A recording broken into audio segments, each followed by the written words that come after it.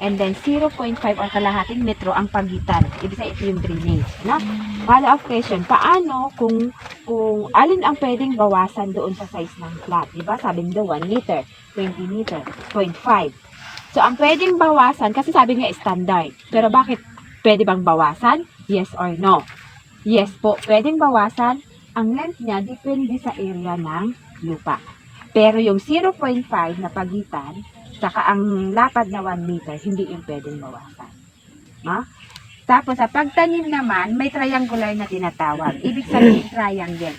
Ibig sabihin, window-window. Halimbawa, may tinanim ka dito, doon, mostly yun sa mga handa yung vegetable plot, yung ganito. No? So, pag nagawa nito yan, mas madali lang i-explain kasi kailangan pipipino ang soil, ano?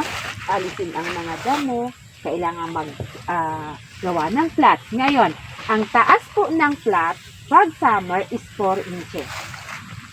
Ang taas, 4 inches.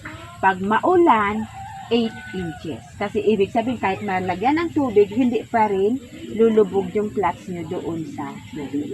Ulitin ko, 4 inches pag tag-init, ang taas, bed height niya, simula dito hanggang dito, 4 inches. Pag maulan, 8 inches.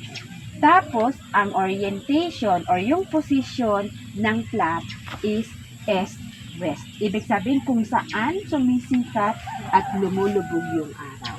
Ang pinaka-purpose niyan, early morning dapat sikatan na ang mga tanim nito.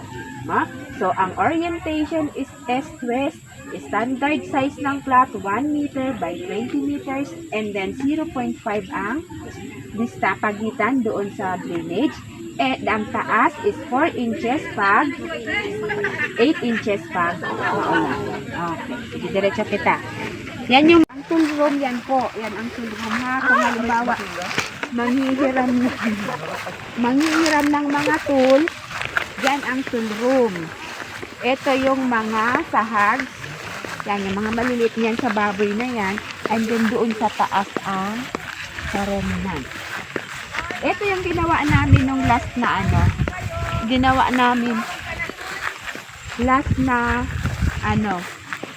bath.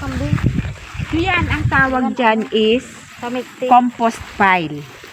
Ang iba hindi alam kung anong ibig sabihin. Ang composting, pag sinabing composting, process yun ng pagpapabulok, pagpapadecompose ng mga biodegradable materials. So, pag sinabing biodegradable materials, ito yung mga pwedeng pabulukin na pwedeng gawing organic na fertilizer.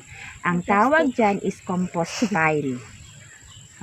Pag naghukay kayo, compost pit ang tawag doon. Yan, compost pile, yung mga crop residues, yung mga tinanggal sa taano, dyan inilalagay. Pag yan nabulok na, pwede ng organic na fertilizer. So yan. Yan doon, hindi na kita mababa. Baka mag-ulan. Yan